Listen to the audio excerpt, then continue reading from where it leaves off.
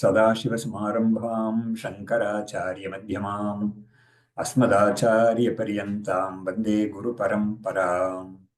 श्रुतिस्मृतिपुराणानाम् आलयं करुणालयं नमामि भगवत्पादं शङ्करं लोकशङ्करम्।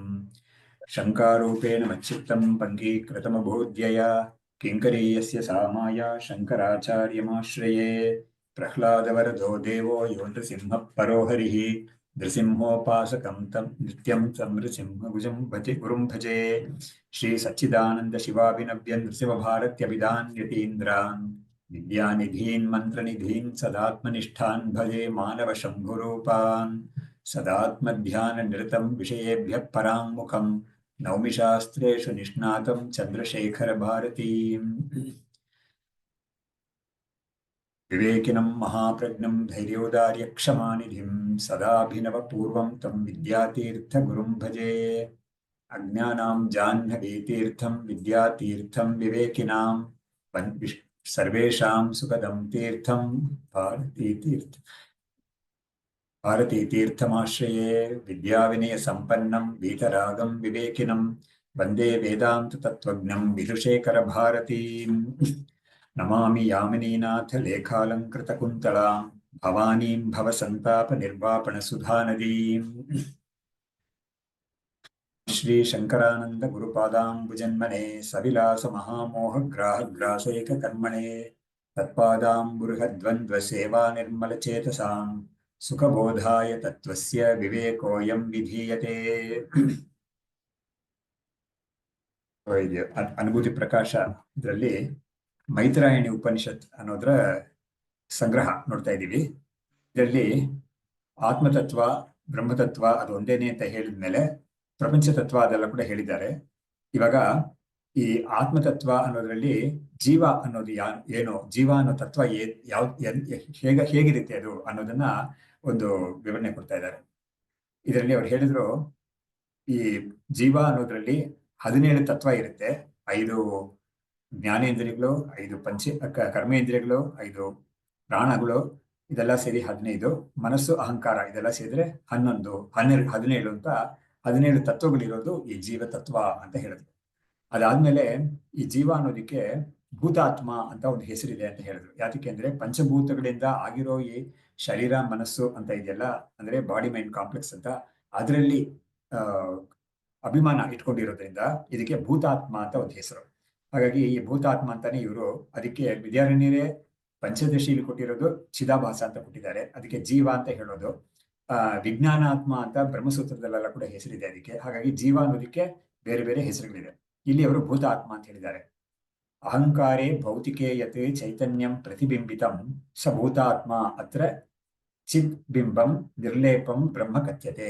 ಅಂದ್ರೆ ಈ ಜೀವ ಅನ್ನೋದು ಜಡವ ಅಂತ ಕೇಳಿದ್ರೆ, ಯಾಕೆಂದ್ರೆ ಈ ಪಂಚಭೂತಗಳಿಂದ ಆಗಿರೋ ಬಾಡಿ ಮೈಂಡ್ ಕಾಂಪ್ಲೆಕ್ಸ್ ಪೂರ್ತಿ ಜಡನೆ. ಹಾಗಾಗಿ ಈ ಜೀವ ಅನ್ನೋದು ಜಡನ ಅಂತ ಕೇಳಿದ್ರೆ ಇಲ್ಲ, ಜಡ ಅಲ್ಲ. ಸರಿ, ಕೇವಲ ಚೈತನ್ಯ ಅಂತ ಕೇಳಿದ್ರೆ ಅದು ಅಲ್ಲ. ಇದು ಒಂದು ಜಡ ಮತ್ತು ಚೈತನ್ಯ ಎರಡು ಸೇರ್ಕೊಂಡಿರೋದು. ಅದಕ್ಕೆ ಹೇಳ್ತಾ ಇದ್ದಾರೆ, ಅಹಂಕಾರೇ ಭೌತಿಕೆ ಯತ್ ಚೈತನ್ಯಂ ಪ್ರತಿಬಿಂಬಿತಂ. ಅಹಂಕಾರ ಅನ್ನೋದು ಭೌತಿಕ ಅಂತ ಹೇಳ್ತಾ ಇದ್ದಾರೆ, ಪಂಚಭೂತಗಳಿಂದ ಆಗಿರೋದೇ ಅಹಂಕಾರ ಅಂತ ಹೇಳ್ತಾ ಇದ್ದಾರೆ. ಅದು ಕರೆಕ್ಟೇನೆ. ಯಾಕಂದ್ರೆ ಈ ಅಂತಃಕರಣ ಅಂತ ಯಾವ್ದಿದೆಯೋ ಅದು ಪಂಚಭೂತಗಳ ಸೂಕ್ಷ್ಮವಾದ ಪಂಚಭೂತಗಳು, ಅದೇ ಅಪಂಚೀಕೃತ ಪಂಚಭೂತಗಳ ಒಂದು ಕಾರ್ಯ ಅದು. ಹಾಗಾಗಿ ಅದರಲ್ಲಿ ಮನಸ್ಸು, ಬುದ್ಧಿ, ಚಿತ್ತ, ಅಹಂಕಾರ ಅಂತ 4 ಇರುತ್ತೆ ಅದರಲ್ಲಿ. ಹಾಗಾಗಿ ಅಹಂಕಾರ ಅನ್ನೋದು ಕೂಡ ಪಂಚಭೌತಿಕವೇ ಅದು. ಹಾಗಾಗಿ ಅಹಂಕಾರೇ ಭೌತಿಕೆ ಯತ್ ಚೈತನ್ಯಂ ಪ್ರತಿಬಿಂಬಿತಂ. ಪಂಚಭೂತದಿಂದ ಆಗಿರೋ ಈ ಅಹಂಕಾರದಲ್ಲಿ ಯಾವ ಒಂದು ನಿರ್ಗುಣ ಚೈತನ್ಯ ಅನ್ನೋದು ಅದಕ್ಕೆ ಪ್ರತಿಬಿಂಬಿತವಾಗುತ್ತೋ ಅದರಲ್ಲಿ, ಅದನ್ನ ಭೂತಾತ್ಮ ಅಂತ ಹೇಳಿದ್ರು. ಅಂದ್ರೆ ಏನಾಯ್ತು, ಜೀವ ಅನ್ನೋದಕ್ಕೆ ಬೇಕಾಗಿರೋ 2 ಅಂಶಗಳು ಸೇರಾಯ್ತು. ಇವಾಗ ಒಂದು ಅಂಶ ಯಾವುದು, ಬಾಡಿ ಮೈಂಡ್ ಕಾಂಪ್ಲೆಕ್ಸ್ ಅನ್ನೋದು ಪಂಚಭೂತದಿಂದ ಆಗಿರೋದು. ಇನ್ನೊಂದು ಅಂಶ ಚೈತನ್ಯಾಂಶ.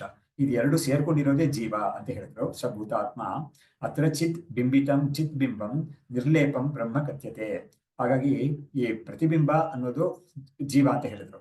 ಅಲ್ಲಿ ಯಾವುದೋ ಪ್ರತಿಬಿಂಬ ಅಂತ ಹೇಳಿದ್ರೆ ಖಂಡಿತ ಒಂದು ಬಿಂಬ ಅಂತ ಹೇಳ್ಬೇಕಲ್ವಾ. ಹಾಗಾಗಿ ಆ ಬಿಂಬ ಅನ್ನೋದು ಯಾವುದು ಅಂದ್ರೆ ಚೈತನ್ಯ, ಕೇವಲ ಚೈತನ್ಯ. ಅದು ನಿರ್ಲೇಪಂ ಬ್ರಹ್ಮ ಕಥ್ಯತೆ. ಯಾವ್ದ್ರ ಜೊತೆಗೂ ಅಂಟ್ಕೊಳ್ದೇ ಇರೋ ಈ ನಿರ್ಗುಣ ಬ್ರಹ್ಮ ಅಂತ ಇದೆಯಲ್ಲ, ಅದನ್ನ ಅದೇ ಚಿತ್ ಅಂತ ಹೇಳೋದು. ಅದು ಜೀವನ ವಾಸ್ತವಾದ ಸ್ವರೂಪ. ಅಂದ್ರೆ ಏನಾಯ್ತು, ಜೀವನ ವಾಸ್ತವಾದ ಸ್ವರೂಪ ಬ್ರಹ್ಮವೇ. ಆದ್ರೆ ಈ ಅಂತಃಕರಣದಲ್ಲಿ ಪ್ರತಿಬಿಂಬಿತವಾಗಿರುವ ಅದೇ ಚೈತನ್ಯದಲ್ಲಿ ನಾನು ಅಂತ ಬುದ್ಧಿ ಇಟ್ಕೊಂಡಿರೋದ್ರಿಂದ ಅಂತಃಕರಣದ ಸಮೇತ ಅಂತಃಕರಣದಲ್ಲಿರೋ ಬೇರೆ ಧರ್ಮಗಳೆಲ್ಲ ಇದೆಯಲ್ಲ, ಕರ್ತ ಭೋಕ್ತ ಸಂಸಾರಿ ಅನ್ನೋದು, ಆಮೇಲೆ ಶರೀರ ನನಗಿದೆ ಅಂತ ಹೇಳೋದು, ಇಂಥದ್ದೆಲ್ಲ ಸೇರಿಸ್ಕೊಂಡು ಅವನು ತನ್ನ ಚೈತನ್ಯ ಅಂತ ತಿಳ್ಕೊಳ್ತಾನೆ. ಅದು ತಪ್ಪು. ಅದೇ ಅಲ್ಲಿರೋ ಅಂತ ಅಧ್ಯಾಸ ಅಂತ ಹೇಳೋದು. ಅದನ್ನ ನಾವು ಸರಿ ಮಾಡ್ಕೋಬೇಕಾಗಿದೆ. ಹಾಗಾಗಿ ಆ ಬಾಡಿ ಮೈಂಡ್ ಕಾಂಪ್ಲೆಕ್ಸ್ ಅನ್ನೋದು, ಅದರಲ್ಲಿರೋ ಪ್ರತಿಬಿಂಬಿತ ಚೈತನ್ಯ ಅದೆಲ್ಲ ಕೂಡ ಸತ್ಯವಲ್ಲ ಅಂತ ತಿಳಿದು ನಾನು ಕೇವಲ ಅದಕ್ಕೆಲ್ಲ ಸಾಕ್ಷಿಯಾಗಿರೋ ಚೈತನ್ಯ ಅಂತ ಮೊದಲು ತಿಳ್ಕೋಬೇಕು. ಆಮೇಲೆ ಆ ಚೈತನ್ಯ ಬ್ರಹ್ಮವೇ ಅಂತ ಮಹಾವಾಕ್ಯದ ಒಂದು ಉಪಯೋಗದಿಂದ ಅದನ್ನು ತಿಳ್ಕೋಬೇಕು. ಸೊ ಇದೆರಡೂ ಇದ್ರೇನೆ ಆ ಒಂದು ಸ್ಪಿರಿಚುವಲ್ ಜರ್ನಿ ಅನ್ನೋದು ಕಂಪ್ಲೀಟ್ ಆಗೋದು ಅಂತ ವೇದಾಂತದ ಸಿದ್ಧಾಂತ. ಸೊ ಇವಾಗ ಮುಂದಕ್ಕೆ ಹೇಳ್ತಾ ಇದ್ದಾರೆ, ಭೂತಾತ್ಮ ಪ್ರಕೃತೆ ಜಾತೈ ಗುಣೈ ಏಷಃ ಅಭಿಭೂಯತೆ ತಮೋಗುಣ ಅಭಿಭೂತತ್ವಾತ್ ಸ್ವಾತ್ಮಸ್ಥಂ ಬ್ರಹ್ಮನ ಈಕ್ಷತೆ. ತನ್ನಲ್ಲೇ ಇರುವ ಈ ಬ್ರಹ್ಮಚೈತನ್ಯ ಅಂತ ಇದೆಯಲ್ಲ, ಅದನ್ನ ಯಾತಕ್ಕೆ ಈ ಜೀವ ಅನ್ನೋದು ಕಂಡುಕೊಳ್ತಾ ಇಲ್ಲ ಅಂತ ಕೇಳಿದ್ರೆ ಅದಕ್ಕೆ ಕಾರಣ ಹೇಳ್ತಾ ಇದ್ದಾರೆ. ಈ ಭೂತಾತ್ಮ ಅನ್ನೋದು ಜೀವ ಪ್ರಕೃತಿಯಿಂದ ಉಂಟಾಗಿರುವ ಗುಣಗಳು, ಅಂದ್ರೆ ಸತ್ವ ರಜಸ್ ತಮಗಳು ಅಂತ ಇದೆಯಲ್ಲ, ಅವುಗಳಿಂದ ಈ ಒಂದು ಜೀವ ಅನ್ನೋದು ಜೀವನ ಒಂದು ಬುದ್ಧಿ ಅನ್ನೋದು ಮುಚ್ಚಲ್ಪಟ್ಟಿದೆ. ಅಂದ್ರೆ ಅದಕ್ಕೆ ಒಂದು ಆವರಣ ಬಂದ್ಬಿಟ್ಟಿದೆ. ಯಾವ್ದ್ರಿಂದ? ಈ ತ್ರಿಗುಣಗಳಿಂದ, 3 ಗುಣಗಳಿಂದ ಅದಕ್ಕೊಂದು ಆವರಣ ಬಂದಿದೆ. ಅದರಲ್ಲೂ ಕೂಡ ಆವರಣ ಮಾಡೋ ಗುಣಗಳು ಯಾವುದು ಅಂತ ಹೇಳಿದ್ರೆ ತಮಸ್ಸು ಮತ್ತು ರಜಸ್ಸು. ಸತ್ವ ಅನ್ನೋದಕ್ಕೆ ವಾಸ್ತವವಾಗಿ ಆವರಣ ಮಾಡೋ ಸಾಮರ್ಥ್ಯ ಇಲ್ಲ. ಅದಕ್ಕೆ ಅದು ಏನಿದ್ರು ಕೂಡ ಆವರಣವನ್ನ ಹೋಗ್ಲಾಡಿಸಿ ಜ್ಞಾನವನ್ನು ಪ್ರಕಾಶ ಮಾಡೋದೇ ಸತ್ವದ ಒಂದು ಗುಣವಾಗಿರುತ್ತೆ. ಅದರಿಂದ ಇಲ್ಲಿ ವಿದ್ಯಾರಣ್ಯರು ಯದ್ಯಪಿ ಗುಣಗಳಿಂದ ಇದು ಮುಚ್ಚಲ್ಪಟ್ಟಿದೆ ಅಂತ ಹೇಳಿದ್ರು ಕೂಡ ತಮೋಗುಣ ಪ್ರಾಧಾನ್ಯ ಅನ್ನೋದನ್ನ ತೋರಿಸ್ತಾ ಇದ್ದಾರೆ. ತಮೋಗುಣ ಅಭಿಭೂತತ್ವಾತ್ ಸ್ವಾತ್ಮಸ್ಥಂ ಬ್ರಹ್ಮನ ಈಕ್ಷತೆ. ತಮೋಗುಣ ಹೆಚ್ಚಾಗಿ ಇದ್ದುಕೊಂಡು ಆ ತಮೋಗುಣದಿಂದ ಈ ಜೀವ ಅನ್ನೋ ಬುದ್ಧಿ ಮುಚ್ಚಲ್ಪಟ್ಟಿದ್ರಿಂದ ಅವನು ತನ್ನ ಸ್ವರೂಪದಲ್ಲೇ ಇರುವ ಬ್ರಹ್ಮವನ್ನ ಅವನು ನೋಡ್ಕೊಳ್ತಾ ಇಲ್ಲ ಅಂತ ಹೇಳ್ತಾ ಇದ್ದಾರೆ. ಹಂಗಾದ್ರೆ ಏನಾಯ್ತು? ಈ ತಮೋಗುಣವನ್ನ ಹೋಗ್ಲಾಡ್ಸ್ಕೋಬೇಕು, ಜೊತೆಗೆ ರಜಗುಣವನ್ನು ಹೋಗ್ಲಾಡ್ಸ್ಕೋಬೇಕು. ಕೇವಲ ಸತ್ವವನ್ನ ತುಂಬಾ ಹೆಚ್ಚಾಗಿ ಸತ್ವವನ್ನು ಬಳಸ್ಕೊಂಡ್ರೆ ಆ ಸತ್ವಗುಣಕ್ಕೆ ಇವನಿಗೆ ಶಾಸ್ತ್ರದಿಂದ ಗುರುವಿಂದ ಯಾವ ಒಂದು ಉಪದೇಶ ಸಿಕ್ಕಿದೆಯೋ ಆತ್ಮಸ್ವರೂಪಕ್ಕೆ, ಅದನ್ನ ಚೆನ್ನಾಗಿ ಆಲೋಚನೆ ಮಾಡಿ ನಿಧಿಧ್ಯಾಸನ ಮಾಡಿ, ಶ್ರವಣ ಮನನ ನಿಧಿಧ್ಯಾಸನ ಮಾಡಿ ಆ ತತ್ವವನ್ನ ಇವನು ಸತ್ವಗುಣದಿಂದ ತಿಳ್ಕೋಬೇಕು. ಅದಕ್ಕೆ ಆ ಸತ್ವಗುಣ ಅನ್ನೋದೇ ಇವನಿಗೆ ಎಲ್ಲಾ ಸಾಧನೆಗೂ ಅನುಕೂಲವಾಗಿರೋದು. ಕೊನೆಯಲ್ಲಿ ಯಾವ ಒಂದು ಅಖಂಡಾಕಾರ ವೃತ್ತಿ ಅಂತ ಬೇಕಾಗಿದೆಯೋ ಅದಕ್ಕೂ ಕೂಡ ಸತ್ವನೇ ಪ್ರಧಾನವಾಗಿ ಬೇಕಾಗಿರೋದು. ಹಾಗಾಗಿ ಈ ಒಂದು ವಿಷಯದಲ್ಲಿ ಅವ್ರು ಹೇಳ್ತಾ ಇದ್ದಾರೆ, ತಮೋಗುಣ ಅಭಿಭೂತತ್ವಾತ್ ಸ್ವಾತ್ಮಸ್ಥಂ ಬ್ರಹ್ಮನ ಈಕ್ಷತೆ. ತಮೋಗುಣದಿಂದ ಇವನು ಮುಚ್ಚಲ್ಪಟ್ಟಿದ್ದರಿಂದ, ಆವರಣ ಅನ್ನೋದು ಅದೇನೆ, ಮೂಲಾವಿದ್ಯಾ ಅನ್ನೋದು ಅದೇನೆ. ಅದರಿಂದ ಇವನಿಗೆ ತನ್ನ ಸ್ವರೂಪವನ್ನ ತಿಳ್ಕೊಳಕ್ ಆಗ್ತಾ ಇಲ್ಲ, ತಾನು ಬ್ರಹ್ಮಸ್ವರೂಪ ಅಂತ ತಿಳ್ಕೊಳಕ್ ಆಗ್ತಾ ಇಲ್ಲ ಅಂತ ಹೇಳಿ ಮುಂದಕ್ಕೆ ಅಧಿಷ್ಠಾನತೆಯ ಬ್ರಹ್ಮ ಭೂತಾತ್ಮನಿ ಅಪಿ ತಿಷ್ಠತಿ ಪದ್ಮಪತ್ರೆ ನೀರಬಿಂದು ಅಸಂಶ್ಲಿಷ್ಟೋ ಯಥಾ ತಥಾ. ಇವಾಗ ತುಂಬಾ ಮುಖ್ಯವಾಗಿ ಚೆನ್ನಾಗಿರೋ ಒಂದು ನಾವು ಎಲ್ಲರೂ ಕೂಡ ಅಪ್ರಿಶಿಯೇಟ್ ಮಾಡಕ್ ಆಗ್ತಾ ಇರೋ ಒಂದು ವಿಷಯವನ್ನ ಹೇಳ್ತಾ ಇದ್ದಾರೆ. ಇವಾಗ ಬ್ರಹ್ಮವೇ ಅಧಿಷ್ಠಾನ. ವೇದಾಂತದಲ್ಲಿ ನಿರ್ಗುಣ ಬ್ರಹ್ಮ ಅಂತ ಯಾವ್ದಿದೆಯೋ ಅದೇ ಇಡೀ ಜಗತ್ತಿಗೂ ಕೂಡ ಅಧಿಷ್ಠಾನ. ಮತ್ತು ಜಗತ್ತು ಅಂತ ಹೇಳಿದ್ರೆ ಜಗತ್ತಲ್ಲಿ ಇರುವ ಜೀವಗಳ ಶರೀರ ಮನಸ್ಸು ಇದೆಲ್ಲ ಇದೆಯಲ್ಲ, ಅದಕ್ಕೂ ಕೂಡ ಅದೇ ಅಧಿಷ್ಠಾನ. ಹಾಗಾದ್ರೆ ಏನಾಯ್ತು? ಅಧಿಷ್ಠಾನದ ಮೇಲೆ ಯಾವ್ದಾದ್ರು ಒಂದು ವಸ್ತು ಆರೋಪಿತವಾದ್ರೆ ಆ ವಸ್ತುವನ್ನ ಸಂಪೂರ್ಣವಾಗಿ ವ್ಯಾಪಿಸಿರುತ್ತೆ ಈ ಅಧಿಷ್ಠಾನ ಅಂತ ಯುಕ್ತಿ. ಅವಾಗ ಈ ಬ್ರಹ್ಮದಲ್ಲೇ ಈ ಇಡೀ ಪ್ರಪಂಚ ಶರೀರಾದಿಗಳ ಸಮೇತ ಇಡೀ ಪ್ರಪಂಚವು ಎಲ್ಲಾ ಜೀವಗಳ ಸಮೇತ ಪ್ರಪಂಚ ಈ ಬ್ರಹ್ಮದಲ್ಲೇ ಅಧ್ಯಸ್ಥವಾಗಿರೋದ್ರಿಂದ ಈ ಬ್ರಹ್ಮ ಎಲ್ಲದಕ್ಕೂ ಅಧಿಷ್ಠಾನವಾಗಿರುತ್ತೆ. ಹಾಗಾದ್ರೆ ಎಲ್ಲದರಲ್ಲೂ ಕೂಡ ಬ್ರಹ್ಮದ ಒಂದು ಈ ಒಂದು ಸಬ್ಸ್ಟ್ರೇಟಮ್ ಅಂತ ಹೇಳ್ತೀವಲ್ಲ, ಅದನ್ನ ನಾವು ಕಂಡುಕೊಳ್ಳಕ್ಕೆ ಸಾಧ್ಯವಾಗುತ್ತೆ. ಹಾಗಾಗಿ ಇಲ್ಲಿ ಬ್ರಹ್ಮವೇ ಈ ಜೀವ ಅನ್ನೋವನಿಗೆ ಯಾವ ಒಂದು ಶರೀರ ಮನಸ್ಸುಗಳೆಲ್ಲ ಅವನಿಗೆ ಸೇರ್ಕೊಂಡ್ಬಿಟ್ಟಿದೆಯೋ ಅದಕ್ಕೂ ಕೂಡ ಈ ಬ್ರಹ್ಮವೇ ಅಧಿಷ್ಠಾನವಾಗಿರೋದ್ರಿಂದ ಬ್ರಹ್ಮ ಅನ್ನೋದು ಖಂಡಿತ ಇದರಲ್ಲಿ ಇದೆ. ಯಾವ್ದ್ರಲ್ಲಿ? ಭೂತಾತ್ಮನಿ ಅಪಿ ತಿಷ್ಠತಿ. ಈ ಜೀವನಲ್ಲೂ ಕೂಡ ಬ್ರಹ್ಮ ಅಂತ ಇದೆ. ಆದ್ರೆ ಆ ಬ್ರಹ್ಮ ಅನ್ನೋದು ಹೇಗಿದೆ ಅಂತ ಹೇಳಿದ್ರೆ ಪದ್ಮಪತ್ರೆ ನೀರಬಿಂದು ಅಸಂಶ್ಲಿಷ್ಟೋ ಯಥಾ ತಥಾ. ಆ ಬ್ರಹ್ಮ ಹೇಗೆ ಇದ್ಕೊಂಡಿದೆ ಜೀವನಲ್ಲಿ ಅಂತ ಹೇಳಿದ್ರೆ, ಈ ಪದ್ಮಪತ್ರದಲ್ಲಿ ಅಂದ್ರೆ ತಾವರೆಯ ಒಂದು ಎಲೆ ಅಂತ ಹೇಳ್ತೀವಲ್ಲ, ಅದರಲ್ಲಿ ಅದು ನೀರಿನ ಮೇಲೆ ಇರುತ್ತೆ. ಅದು ಆದ್ರೂ ಕೂಡ ನೀರಿಗೆ ಅಂಟ್ಕೊಂಡಿರಲ್ಲ. ಅದು ಅಂದ್ರೆ ನೀರು ಅದನ್ನ ಒದ್ದೆ ಮಾಡಲ್ಲ ಅಂತ ಯುಕ್ತಿ. ಅದೇ ತರನೇ ಈ ಬ್ರಹ್ಮ ಅನ್ನೋದು ಜೀವನಲ್ಲೂ ಕೂಡ ಇದ್ರೂ ಕೂಡ ಆ ಜೀವ ಧರ್ಮ ಅಂತ ಯಾವ್ದಿದೆಯೋ, ಸಂಸಾರಿ ಅನ್ನೋದು, ಸುಖಿ ದುಃಖಿ ಅನ್ನೋದು, ಇಂಥದೆಲ್ಲ ಅದಕ್ಕೆ ಅಂಟೋದಿಲ್ಲ. ಹಾಗಾಗಿ ಆ ಬ್ರಹ್ಮವು ಅಧಿಷ್ಠಾನವಾಗಿ ಇದ್ರೂ ಕೂಡ ಇದಕ್ಕೆ ಈ ಜೀವನಲ್ಲೇ ಇದ್ರೂ ಕೂಡ ಈ ಜೀವ ಧರ್ಮಗಳೆಲ್ಲ ಅದಕ್ಕೆ ಅಂಟೋದಿಲ್ಲ ಅಂತ. ಇದಕ್ಕೆ ನಾವು ಇನ್ನೊಂದು ಯುಕ್ತಿ ಕೂಡ ಹೇಳ್ಬೋದು. ಯಾವ್ದ್ರಲ್ಲಿ ಅಧಿಷ್ಠಾನ ಅಧ್ಯಸ್ಥ ಅಂತ ಹೇಳುವಾಗ ಹಗ್ಗ ಅಂತ ಒಂದು ಅಧಿಷ್ಠಾನ ಇದೆ, ಅದರ ಮೇಲೆ ಸರ್ಪ ಅಂತ ಒಂದು ಅಧ್ಯಾಸ ಆಗಿದೆ. ಈ ಹಗ್ಗ ಮತ್ತು ಹಗ್ಗ ಅನ್ನೋದು ಅಧಿಷ್ಠಾನವಾಗಿರುವಾಗ, ಆ ಸರ್ಪ ಅನ್ನೋದು ಅದರಲ್ಲಿ ಆರೋಪಿತವಾಗಿರುವಾಗ, ಆರೋಪಿತ ಗುಣಗಳಾದ ಆ ಸರ್ಪಕ್ಕೆ ವಿಷ ಇರೋದು, ಅದು ಕಚ್ಚುತ್ತೆ ಅನ್ನೋದು, ಅದಕ್ಕೆ ಜೀವ ಇದೆ ಅನ್ನೋದು, ಇದೆಲ್ಲವೂ ಕೂಡ ಇದ್ಯಾವುದು ಕೂಡ ಈ ಹಗ್ಗಕ್ಕೆ ಅಂಟೋದೇ ಇಲ್ಲ. ಅಂದ್ರೆ ಹಗ್ಗಕ್ಕೆ ಅದಕ್ಕೆ ಲೇಪವೇ ಇರೋದಿಲ್ಲ. ಯಾಕಂದ್ರೆ ಹಗ್ಗಕ್ಕೂ ಅದಕ್ಕೂ ಒಂದು ಫಿಸಿಕಲ್ ಕಾಂಟ್ಯಾಕ್ಟ್ ಅನ್ನೋದು ಇರೋದೇ ಇಲ್ಲ. ಹಾಗಾಗಿ ಆ ಹಾವು ಅನ್ನೋದು ಅದನ್ನ ಯಾರು ಅಲ್ಲಿ ನೋಡ್ತಾನೋ ಅವನ ಮನಸ್ಸಲ್ಲೇ ಆ ಹಾವಿದೆ ನಿಜವಾಗ್ಲು. ಹಗ್ಗ ಏನೋ ಅವನ ಹೊರಗಡೆ ಇದೆ, ಆದ್ರೆ ಅವನ ಜಾಗದಲ್ಲಿ ಹಗ್ಗ ಇರೋ ಕಡೆ ಇವನು ಹಾವು ಅಂತ ಇವನು ಅಜ್ಞಾನದಿಂದ ಅಂದ್ರೆ ಭ್ರಮೆಯಿಂದ ನೋಡಿದ್ರು ಕೂಡ ಆ ಹಾವಿನ ಧರ್ಮ ಅನ್ನೋದು ಈ ಆ ಹಾವು ಈ ಹಗ್ಗದ ಜೊತೆಗೆ ಕಾಂಟ್ಯಾಕ್ಟ್ ಅಲ್ಲಿ ಇಲ್ವೇ ಇಲ್ಲ. ಅದು ಅದರಿಂದ ಈ ಹಗ್ಗದ ಹಾವಿನ ಒಂದು ಧರ್ಮಗಳೆಲ್ಲ ಯಾವುದು ಕೂಡ ಅಲ್ಲಿ ಇರಕ್ ಸಾಧ್ಯವೇ ಇಲ್ಲ. ಅದೇ ತರನೇ ಇಲ್ಲೂ ಕೂಡ ಈ ಬ್ರಹ್ಮ ಅನ್ನೋದು ಅಧಿಷ್ಠಾನವಾಗಿದೆ. ಅದ್ರ ಮೇಲೆ ಈ ಜೀವ, ಆಮೇಲೆ ಆ ಜೀವ ಧರ್ಮಗಳು, ಸುಖ ದುಃಖ ಸಂಸಾರಿ ಅನ್ನೋದು ಇದೆಲ್ಲ ಕೂಡ ಇರೋದ್ರಿಂದ ಇದು ಅಧ್ಯಸ್ಥವಾಗಿರುವ ಯಾವುದೇ ಧರ್ಮಗಳಲ್ಲಿ ಕೂಡ ಅಧಿಷ್ಠಾನಕ್ಕೆ ಅಂಟೋದಿಲ್ಲ ಅನ್ನೋದನ್ನ ಭಗವತ್ಪಾದರೆ ಈ ಅಧ್ಯಾಸ ಭಾಷೆಯಲ್ಲಿ ಹೇಳಿದ್ದಾರೆ. ತತ್ಕೃತೇನ ದೋಷೇಣ ಗುಣೇನವ ಅಣುಮಾತ್ರೇಣಾಪಿ ನ ಸಂಬದ್ಧತೆ ಅಂತ. ಅಂದ್ರೆ ಈ ಅಧಿಷ್ಠಾನ ಅನ್ನೋದು ಅದ್ರ ಮೇಲೆ ಆರೋಪಿತವಾದ ವಸ್ತುವಿಗೆ ಗುಣಗಳು ದೋಷಗಳು. ಇವಾಗ ಗುಣ ಅನ್ನೋದು ಹೇಳಕ್ಕೆ ಯಾವ್ದು ಹೇಳೋಣ ಅಂತ ಹೇಳಿದ್ರೆ, ಈ ರಜತ ಅಂತ ಒಂದು ಶುಕ್ತಿ ಅನ್ನೋದು ಒಂದು ಕಪ್ಪೆ ಚಿಪ್ಪು, ಅದಕ್ಕೆ ಏನು ಬೆಲೆನೇ ಇಲ್ಲ. ಆದ್ರೆ ಅದನ್ನ ಒಬ್ಬ ಬೆಳ್ಳಿ ಅಂತ ಅನ್ಕೊಂಡ್ರೆ ಆ ಬೆಳ್ಳಿಗೆ ಯಾವ ಒಂದು ವ್ಯಾಲ್ಯೂ ಅದೆಲ್ಲ ಇದೆಯೋ ಅದೆಲ್ಲ ಯಾವ್ದು ಕೂಡ ಈ ಕಪ್ಪೆ ಚಿಪ್ಪಿಗೆ ಬರೋದೇ ಇಲ್ಲ. ಹಾಗಾಗಿ ಆ ಬೆಳ್ಳಿಯ ಗುಣಗಳು ಎಲ್ಲ ಕೂಡ, ಗುಣಗಳು ಅನ್ನೋದು ಅಥವಾ ದೋಷ ಅನ್ನೋದಕ್ಕೆ ನಮ್ಗೆ ಬೇರೆ ಅನ್ನೋ ದೋಷ ಹೇಳ್ಬೋದು, ಅದಕ್ಕೆ 3 ಕಾಸೆ ಇರೋದು ಅಂತ ಅಂಥದ್ದೆಲ್ಲ ಯಾವ್ದು ಕೂಡ ಇದಕ್ಕೆ, ಅಥವಾ ದೋಷ ಅಂತ ಹೇಳುವಾಗ ಅದು ಬೆಳ್ಳಿಗೆ ಹೇಳದೆ ಹೋದ್ರು ಕೂಡ ಈ ಹಾವು ಅನ್ನೋ ವಿಷಯದಲ್ಲಿ ದೋಷ ಅನ್ನೋದು ವಿಷ ಇರೋದು ಇದಿಲ್ಲ. ಅದರಲ್ಲಿ ಯಾವುದು ಕೂಡ ಅಧಿಷ್ಠಾನದಲ್ಲಿ ಅದಕ್ಕೆ ಲೇಪ ಇರೋದನ್ನ ನಾವು ಇಲ್ಲಿ ನೆನಪು ಮಾಡಿಕೊಂಡು ಈ ಶ್ಲೋಕದಲ್ಲಿ ಹೇಳಿರೋ ವಿಷಯವನ್ನ ಅಪ್ರಿಶಿಯೇಟ್ ಮಾಡ್ಬೋದು. ಇದಕ್ಕೆ ಭಗವದ್ಗೀತೆಯಲ್ಲಿ ಕೂಡ ಒಂದು ಶ್ಲೋಕ ಇದೆ 13ನೇ ಅಧ್ಯಾಯದಲ್ಲಿ, ಶರೀರಸ್ಥೋಪಿ ಕೌಂತೆಯ ನ ಕರೋತಿ ನ ಲಿಪ್ಯತೆ ಅಂತ. ಈ ಕ್ಷೇತ್ರಜ್ಞ ಅಂತ ಯಾವ್ದಿದೆಯೋ, ಚೈತನ್ಯ, ಶುದ್ಧ ಚೈತನ್ಯ, ಬ್ರಹ್ಮ ಚೈತನ್ಯ, ಅದು ಶರೀರಸ್ಥೋಪಿ ಶರೀರದಲ್ಲಿ ಇದ್ದುಕೊಂಡಿದ್ರು ಕೂಡ ಅದು ನ ಕರೋತಿ ನ ಲಿಪ್ಯತೆ, ಅದು ಯಾವುದೇ ಕರ್ಮಗಳೆಲ್ಲ ಮಾಡೋದೇ ಇಲ್ಲ, ಮತ್ತು ಕರ್ಮದ ಫಲವಾಗಿರೋ ಪುಣ್ಯ ಪಾಪ ಅದು ಯಾವುದು ಕೂಡ ಅದಕ್ಕೆ ಲೇಪ ಬರೋದೇ ಇಲ್ಲ ಅನ್ನೋದನ್ನ ಗೀತೆಯಲ್ಲಿ ಹೇಳಿದ್ದಾರೆ. ಈ ವಿಷಯವನ್ನೇ ಇಲ್ಲಿ ಇವರು ಅಧಿಷ್ಠಾನತೆಯ ಬ್ರಹ್ಮ ಭೂತಾತ್ಮನಿಪಿ ತಿಷ್ಠತಿ ಪದ್ಮಪತ್ರೇ ನೀರಬಿಂದು ಅಸಂಶ್ಲಿಷ್ಟೋ ಯಥಾ ತಥಾ. ಮುಂದಕ್ಕೆ ಈದೃಶೋಪಿ ಈಶ್ವರ ಮಾಯಾಯುಕ್ತ ಸನ್ ಪ್ರೇರಯತಿ ಅಮಂ ಭೂತಾತ್ಮಾನಂ ಸ ಭೂತಾತ್ಮ ವಿವಿನಕ್ತಿ ಈಶ್ವರಂ ನ ತತ್ತಂ ಅಂತ. ಹೀಗಿದ್ರು ಕೂಡ ಈ ಒಂದು ಈಶ್ವರ ಅಂದ್ರೆ ಈಶ್ವರ ಅಂತ ಯಾತಕ್ಕೆ ತರ್ತಾ ಇದ್ದಾರೆ ಅಂದ್ರೆ, ಇದಕ್ಕೆ ಹಿಂದಿನ ಶ್ಲೋಕದಲ್ಲಿ ನಿರ್ಗುಣ ಬ್ರಹ್ಮ ಅನ್ನೋದನ್ನೇ ಅರ್ಥವಾಗಿ ಇಟ್ಕೊಂಡು ಅಧಿಷ್ಠಾನ ಅಂತ ಹೇಳಿದ್ರು. ಇವಾಗ ಅವರು ಈಶ್ವರನೇ ಇವನು ಒಳಗಡೆ ಇದ್ಕೊಂಡು ಇವನ್ನ ಎಲ್ಲಾ ಒಂದು ಕ್ರಿಯೆಗಳನ್ನು ಕೂಡ ಪ್ರೇರಣೆ ಮಾಡ್ತಾ ಇದ್ದಾನೆ ಅಂತ ಹೇಳಕ್ಕಾಗಿ ಅಂತರ್ಯಾಮಿ ತತ್ವವನ್ನು ಹೇಳ್ತಾ ಇದ್ದಾರೆ. ಈ ಅಂತರ್ಯಾಮಿ ಅನ್ನೋದನ್ನ ಭಗವತ್ಪಾದರ ಭಾಷೆಯಲ್ಲಿ ಕೂಡ, ಸೂತ್ರ ಭಾಷೆಯಲ್ಲಿ ಕೂಡ, ಬೃಹದಾರಣಿಕ ಭಾಷೆಯಲ್ಲಿ ಕೂಡ ನಾವು 2 ಕಡೆ ಅವರು ಈ ಅಂತರ್ಯಾಮಿ ಅನ್ನೋದನ್ನ ಒಂದ್ ಕಡೆ ಸಗುಣ ಬ್ರಹ್ಮಕ್ಕೆ ಸೇರಿಸ್ತಾರೆ, ಇನ್ನೊಂದು ಕಡೆ ಅದನ್ನ ನಿರ್ಗುಣ ಬ್ರಹ್ಮಕ್ಕೂ ಸೇರಿಸ್ತಾರೆ. ಸೊ ಹೀಗಾಗಿ ಈ ಅಂತರ್ಯಾಮಿ ಅನ್ನೋದು ಒಂದು ಅಡ್ಡಗೋಡೆ ದೀಪ ಅಂತ ಹೇಳ್ತಾರಲ್ಲ, ಆತರ ಅದು ಈ ಕಡೆಗೂ ಸೇರಲ್ಲ ಆ ಕಡೆಗೂ ಸೇರಲ್ಲ ಅಂತ ಒಂದು ಸ್ಥಿತಿಲಿ ಇರುತ್ತೆ ಅದು. ಯಾಕಂದ್ರೆ ಅಂತರ್ಯಾಮಿ ಅಂತ ಶಬ್ದನೇ ನಮ್ಗೆ ಒಳಗಡೆ ಇದ್ಕೊಂಡು ಪ್ರೇರಣೆ ಮಾಡೋದು ಅಥವಾ ಯಮನ ಮಾಡೋದು ಅಂದ್ರೆ ನಿಯಮನ ಮಾಡೋದು ಅಂತ. ಯಾವ್ದ್ರ ಒಳಗಡೆ ಇಟ್ಕೊಂಡು ಅಂತ ಹೇಳಿದ್ರೆ ಜೀವನ ಒಳಗಡೆ ಇಟ್ಕೊಂಡು ಅಂತ. ಜೀವ ಅನ್ನೋದೇ ವಾಸ್ತವವಾಗಿ ಸತ್ಯವಲ್ಲ, ಅದು ಮಿಥ್ಯಾ ವಸ್ತು. ಅದು ಅದರಲ್ಲಿ ಇದ್ಕೊಂಡು ಇದು ಮಾಡ್ತಾ ಇದೆ ಅಂತ ಹೇಳಿದಾಗ ಈ ಅಂತರ್ಯಾಮಿ ಅನ್ನೋದು ಖಂಡಿತ ಜೀವಕ್ಕೆ ಸಂಬಂಧಪಟ್ಟುಕೊಂಡಿರೋದ್ರಿಂದ, ಜೀವತ್ವ ಅಥವಾ ಸಂಸಾರಕ್ಕೆ ಸಂಬಂಧಪಟ್ಟುಕೊಂಡಿರೋದ್ರಿಂದ ಅದನ್ನ ನಾವು ನಿರ್ಗುಣ ಬ್ರಹ್ಮ ಅಂತ ಹೇಳಕ್ ಬರ್ತಾ ಇಲ್ಲ. ಸೊ ಹೀಗೆ ಆದ್ರೆ ಅಂತರ್ಯಾಮಿ ಅನ್ನೋದ್ರ ವಾಸ್ತವಾದ ತತ್ವ ಏನು ಅಂತ ನೋಡಿದ್ರೆ ಅದು ನಿರ್ಗುಣ ಬ್ರಹ್ಮನೇ.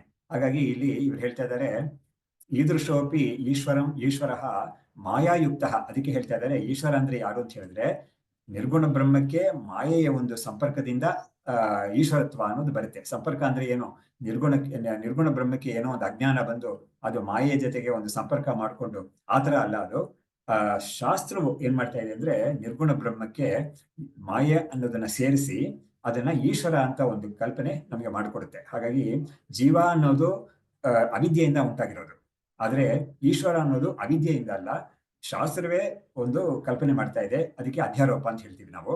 ಸೊ ಹೀಗಾಗಿ ಜೀವ ತನ್ನಲ್ಲಿ ಜೀವತ್ವವನ್ನ ಅಧ್ಯಾರೋಪ ಮಾಡ್ಕೊಂಡಿದ್ದಾನೆ, ಆದ್ರೆ ಈಶ್ವರ ಅನ್ನೋದು ಆತರ ಅಧ್ಯಾರೋಪ ಅಲ್ಲ, ಅದು ಅಜ್ಞಾನದಿಂದ ಆಗಿರೋ ಅಧ್ಯಾರೋಪ ಅಲ್ಲ, ಅದು ಶಾಸ್ತ್ರವೇ ಮಾಡ್ತಾ ಇರೋ ಒಂದು ಕಲ್ಪನೆ ಅದು. ಹಾಗಾಗಿ ಈದೃಶೋಪಿ ಈಶ್ವರ ಮಾಯಾಯುಕ್ತ ಅಂದ್ರೆ ಮಾಯೆಯನ್ನು ಉಪಾಧಿಯಾಗಿ ಇಟ್ಕೊಂಡಿರುವ ಈ ಈಶ್ವರ ಸನ್ ಪ್ರೇರಯತಿ ಅಮಂ ಭೂತಾತ್ಮಾನಂ. ಈ ಭೂತಾತ್ಮ ಅಂದ್ರೆ ಜೀವ ಇದ್ದಾನಲ್ಲ, ಅವನ ಒಂದು ಒಳಗಡೆ ಇದ್ಕೊಂಡು ಅವನ ಇಂದ್ರಿಯಗಳು, ಮನಸ್ಸು, ಬುದ್ಧಿ, ಪ್ರಾಣ ಎಲ್ಲವನ್ನು ಕೂಡ ಪ್ರೇರಣೆ ಮಾಡ್ತಾನೆ. ಆ ಪ್ರೇರಣೆ ಮಾಡೋದು ಯಾವ ತರ ಅಂತ ಹೇಳಿದ್ರೆ, ನೀನ್ ಹಾಗ್ ಮಾಡು, ಹೀಗ್ ಮಾಡ್ಬೇಡ ಅಂತ ಅದೆಲ್ಲ ಪ್ರೇರಣೆ ಅನ್ನೋದು ಈ ಅರ್ಥದಲ್ಲಿ, ಈ ಒಂದು ಕಾಂಟೆಕ್ಸ್ಟ್ ಅಲ್ಲಿ ಪ್ರೇರಣೆ ಅಂದ್ರೆ ಆ ಚೈತನ್ಯ ಅಲ್ಲಿದ್ದುಕೊಂಡು ಈ ಇಂದ್ರಿಯಗಳು, ಪ್ರಾಣ ಇದೆಲ್ಲ ಅದರ ಸನ್ನಿಧಿಯಲ್ಲಿ ಇರೋದ್ರಿಂದ, ಅದರ ಒಂದು ಪ್ರಾಕ್ಸಿಮಿಟಿಯಲ್ಲಿ ಇರೋದ್ರಿಂದ ಇವುಗಳಿಗೆ ಜಡವೇ ಆಗಿರುವ ಈ ಇಂದ್ರಿಯಗಳಿಗೆ, ಪ್ರಾಣ ಇವುಗಳಿಗೆಲ್ಲ ಕೂಡ, ಮನಸ್ಸು ಇದಕ್ಕೆಲ್ಲ ಕೂಡ ಈ ಚೈತನ್ಯದ ಒಂದು ಪ್ರಾಕ್ಸಿಮಿಟಿಯಿಂದ ಇವುಗಳಿಗೆ ಒಂದು ಆಕ್ಷನ್ ಅಥವಾ ಆಕ್ಟಿವಿಟಿ ಅನ್ನೋದು ಸಂಭವಿಸಿದೆ. ಹಾಗಾಗಿ ಅದೇ ಇಲ್ಲಿ ಪ್ರೇರಣಾ ಅಂತ ಹೇಳೋದು. ಹಾಗಾಗಿ ಪ್ರೇರಯಿತಿ ಭೂತಾತ್ಮಾನಂ ಸ ಭೂತಾತ್ಮ ವಿವಿನಕ್ತಿ ಈಶ್ವರನ್ನ ತಮ್. ಹಾಗಾಗಿ ಅದನ್ನ, ಆ ಈಶ್ವರನನ್ನ ತನ್ನ ಒಳಗಡೆ ಇದ್ಕೊಂಡು ಎಲ್ಲವನ್ನೂ ಪ್ರೇರಣೆ ಮಾಡ್ಕೊಂಡಿರೋ ಈಶ್ವರನನ್ನ ಈ ಜೀವಾತ್ಮ ಅನ್ನೋನು ತಿಳ್ಕೊಳಕ್ ಆಗ್ತಾ ಇಲ್ಲ ಅವನಿಗೆ. ವಿವಿನಕ್ತಿ ಅದನ್ನ ವಿವೇಕ ಮಾಡಿ ತನ್ನ ಶರೀರಾದಿಗಳಿಂದ ಬೇರೆಪಡಿಸಿ ಅದನ್ನ ತಾನು ಕಂಡುಕೊಳ್ಳಕ್ಕೆ ಆಗ್ತಾ ಇಲ್ಲ.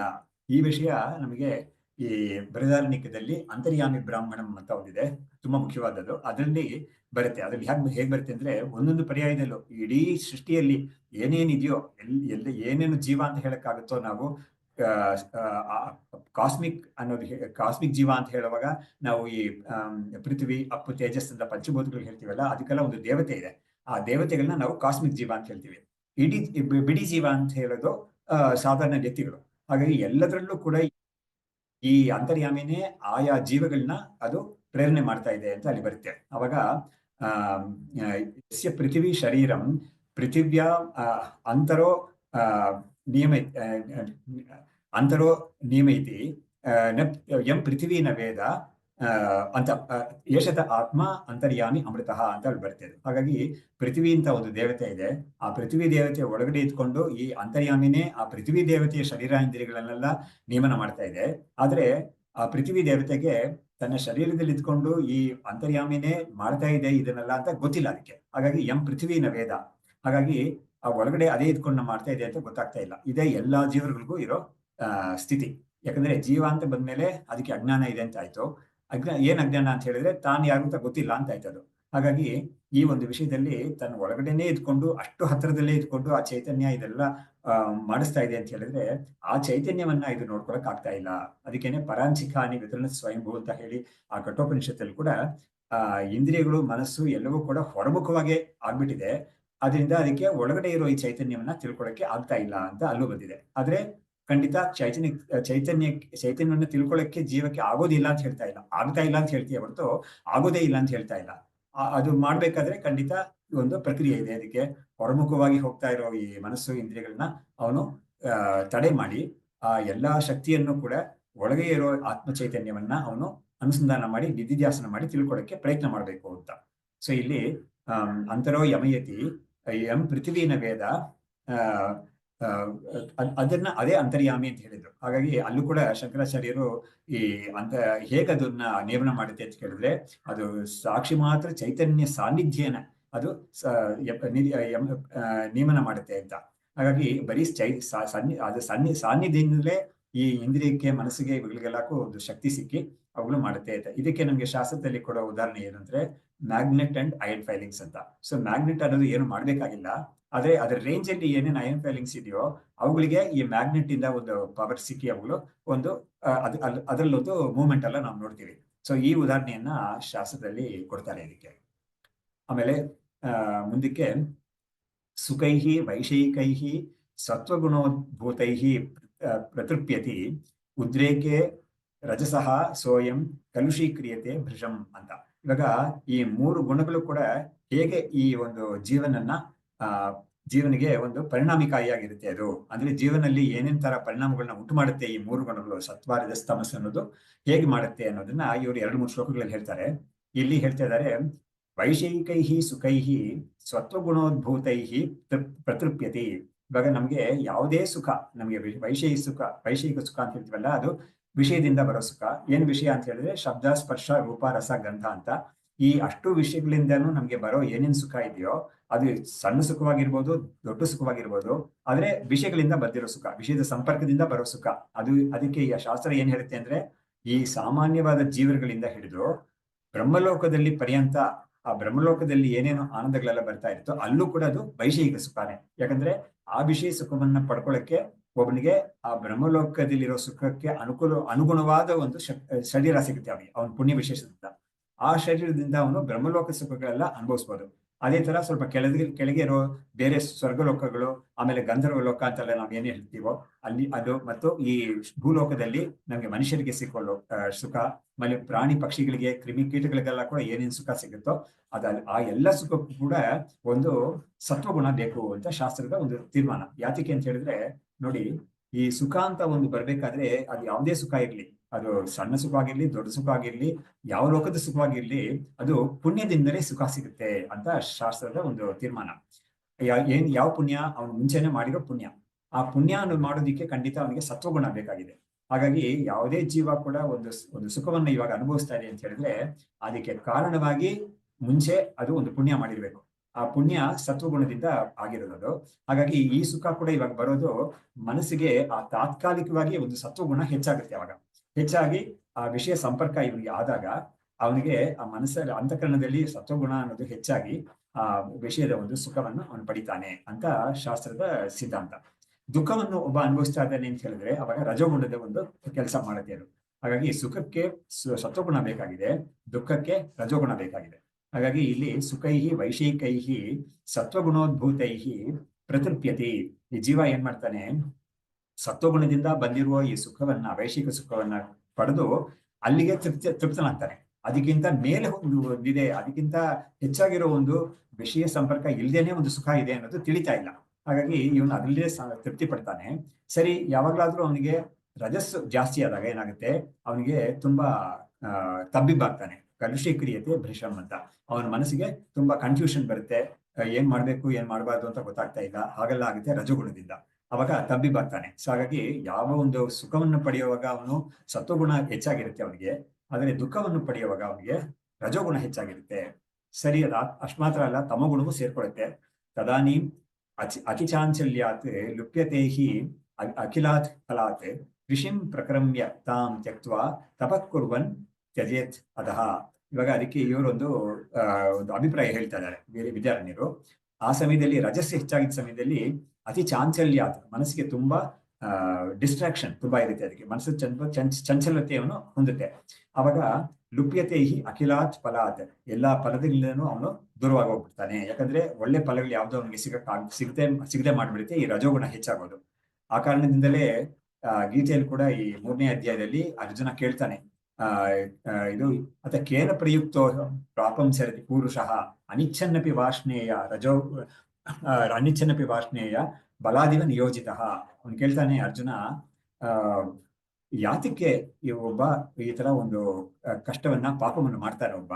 ಯಾಕಂದ್ರೆ ಅವನಿಗೆ ಪಾಪ ಮಾಡ್ಬೇಕು ಅಂತ ಇಚ್ಛೆ ಇಲ್ಲದೆ ಹೋದ್ರು ಕೂಡ ಅವನ್ನ ಏನೋ ಒಂದು ಎಳ್ಕೊಂಡೋಗಿ ಅವನ್ನ ಪಾಪವನ್ನು ಮಾಡಿಸ್ಬಿಡ್ತಲ್ಲ, ಯಾತಕ್ಕೆ ಇದಾಗೋದು ಅಂತ ಕೇಳಿದಾಗ ಕೃಷ್ಣ ಅದಕ್ಕೆ ಹೇಳ್ತಾನೆ, ಕಾಮಯೇಷ ಕ್ರೋಧಯೇಷ ರಜೋಗುಣ ಸಮುದ್ಭವ. ಕಾಮ ಕ್ರೋಧ ಎರಡರಿಂದಲೂ ಒಬ್ಬ ಪಾಪ ಮಾಡ್ತಾನೆ. ಅವಾಗ ಅದು ಯಾತಕ್ಕೆ ಹೇಗೆ ಉಂಟಾಗುತ್ತೆ ಅಂತ ಹೇಳಿದ್ರೆ ರಜೋಗುಣದಿಂದ ಉಂಟಾಗುತ್ತೆ ಅಂತ ಹೇಳ್ತಾನೆ. ಆಮೇಲೆ ಮುಂದಕ್ಕೆ ಈ ಇಂದ್ರಿಯಗಳು, ಮನಸ್ಸು, ಬುದ್ಧಿ ಎಲ್ಲವೂ ಕೂಡ ರಜೋಗುಣಕ್ಕೆ ಆಸ್ಪದ ಕೊಟ್ಟಿರುತ್ತೆ ಅದು. ಅವಾಗ ಏನಾಗುತ್ತೆ, ಅಂಥ ಇಂದ್ರಿಯಗಳೆಲ್ಲ ಇಟ್ಕೊಂಡು ಒಬ್ಬ ಅಂಥ ಮನಸ್ಸು, ರಜೋಗುಣ ಹೆಚ್ಚಾಗಿರೋ ಇಂದ್ರಿಯ ಮನಸ್ಸು, ಇವುಗಳನ್ನ ಇಟ್ಕೊಂಡು ಒಬ್ಬ ಏನೇನ್ ಮಾಡಿದ್ರು ಕೂಡ ಅದು ಖಂಡಿತ ಪುಣ್ಯವಾಗಿರೋದಿಲ್ಲ ಅದು ಅಂತ ಈ ವಿಷಯ ಎಲ್ಲ ಬರುತ್ತೆ ಅಲ್ಲಿ. ಹಾಗಾಗಿ ಈ ರಜೋಗುಣವನ್ನ ತಡೆ ಮಾಡ್ಬೇಕು ಅನ್ನೋದು ಉದ್ದೇಶ ಅಲ್ಲಿ. ಸೊ ತದಾನಿ ಅತಿ ಚಾಂಚಲ್ಯಾತ್ ಲುಪ್ಯತೆ ಹಿ ಅಖಿಲಾತ್ ಫಲಾತ್ ಕೃಷಿಂ ಪ್ರಕ್ರಮ್ಯ. ಕೃಷಿ ಅಂದ್ರೆ ಸಮ್ ಆಕ್ಟಿವಿಟಿ, ಫಾರ್ಮಿಂಗ್ ಆಕ್ಟಿವಿಟಿ ಅಂತ ಅದಕ್ಕೂ ಒಂದು ಉದಾಹರಣೆ ಕೊಟ್ಟಿದ್ದಾರೆ. ರಜೋಗುಣದಿಂದಲೇ ಆಕ್ಟಿವಿಟಿ ಅಂತ ಬರೋದು. ಅದನ್ನ ಮಾಡ್ತಾನೆ. ತಾಂ ತ್ಯಕ್ತ್ವಾ ತಪಃ ಕುರ್ವನ್ ತ್ಯಜೇತ್ ಅಧಃ. ಹಾಗಾಗಿ ಅದನ್ನ ಬಿಟ್ಟು ತಪಸ್ಸು ಅನ್ನೋದು ಏನಾದ್ರು ಮಾಡ್ಬೇಕು ಅಂದ್ರೆ ಅವಾಗ್ಲೂ ಕೂಡ ಅದನ್ನ ಆ ಒಂದು ರಜೋಗುಣ ಕಾರ್ಯವನ್ನ ಬಿಡ್ತಾನೆ ಅಂತ. ಹಾಗಾದ್ರೆ ಏನಾಯ್ತು, ರಜೋಗುಣ ಅನ್ನೋದು ಬಂದು ಹೋಗೋದು, ಸತ್ವಗುಣ ಕೂಡ ಬಂದು ಹೋಗೋದು ಅಂತ ಆಗುತ್ತೆ. ಆದ್ರೆ ಯಾವ್ದನ್ನ ಇವನು ಹೆಚ್ಚು ಮಾಡ್ಕೋಬೇಕು ಅನ್ನೋದು ಇವನ್ ಕೈಯಲ್ಲಿ ಇರುತ್ತೆ ಅದು. ಹಾಗಾಗಿ ಅದು ಪ್ರಯತ್ನದಿಂದ ಸತ್ವಗುಣವನ್ನ ಹೆಚ್ಚು ಮಾಡ್ಕೋಬೇಕಾಗುತ್ತೆ. ರಜೋಗುಣ ಮತ್ತು ತಮೋಗುಣವನ್ನ ಏನು ಪ್ರಯತ್ನ ಮಾಡ್ಬೇಕಾಗಿಲ್ಲ, ಅದು ಸ್ವಾಭಾವಿಕವಾಗಿ ಇವನಿಗೆ ಸೇರಿರುತ್ತೆ ಅದು. ಸೊ ಹೀಗೆ ಅದಕ್ಕೇನೆ ನಮ್ಮ ಶಾಸ್ತ್ರದಲ್ಲಿ ಕೂಡ ಅಂತಃಕರಣ ಅನ್ನೋದು ಸತ್ವಗುಣದಿಂದಾನೇ ಆಗಿರೋದ್ರಿಂದ ಅಂತಃಕರಣಕ್ಕೆ ಸತ್ವನೇ ಸ್ವಾಭಾವಿಕವಾಗಿ ಇರುತ್ತೆ ಅದು.